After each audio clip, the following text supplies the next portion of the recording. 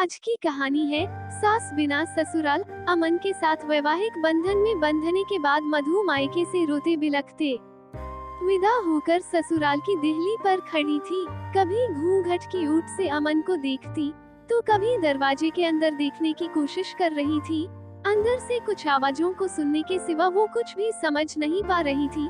उसे ये तो पता था कि अमन की मां नहीं है, यानी वो सास बिना ससुराल में जाने वाली है। काफी देर के बाद भी कोई गृह प्रवेश के लिए नहीं आया तो उसने अमन की तरफ आशा भरी नजरों से देखा, क्योंकि वो खुद भी काफी थकान महसूस कर रही थी। अमन ने शायद मधु की नजरों की भाषा पढ़ ली थी। वो अपनी छोटी बहन को बुलाकर लाया और उसके कान में कुछ कहा। थोड़ी देर में बहन कुछ औरतों को साथ लेकर आई और मधु का गृह प्रवेश करवाया।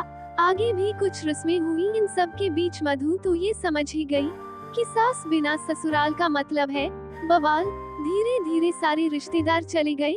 कोई अपनापन दिखाता तो कोई बेगानापन। सब अपने अपने तरीके से अपना और दूसरों का परिचय दे रहे थे। मधु कभी इनकी तो कभी उनकी बातें सुनकर परेशान सी हो रही थी।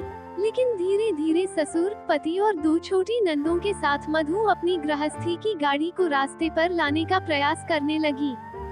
पति का प्यार, ससुर का दुलार और छोटी नंद का स्नेह मधु को कब अल्हड़ लड़की से जिम्मेदार गृहिणी बना दिया, वो खुद भी नहीं समझ पा रही थी। पर इन सब चीजों के बीच उसके दिल में एक चीज की कसक रहा करती थी कि उसकी भी सास होती। शादी के समय सारी सहेलियां उसे काफी किस्मत वाला मानती थी कि चलो ससुराल में सास की किचकिच नहीं रहेगी। पर सच्चाई तो ये है कि जिस घर में सास ना हो उस घर में आने वाले सारे लोग सास ही बनने की कोशिश करते हैं।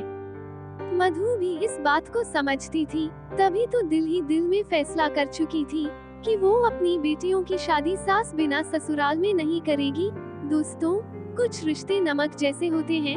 सास का भी रिश्ता कुछ इसी तरह का है। ससुराल का हर सुख बिन सास के फीका ही स्वाद देता है।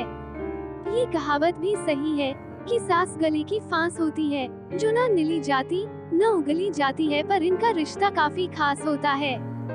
दोस्तों, वीडियो को लाइक और चैनल को जरूर सब्सक्राइब करना ना भूलें।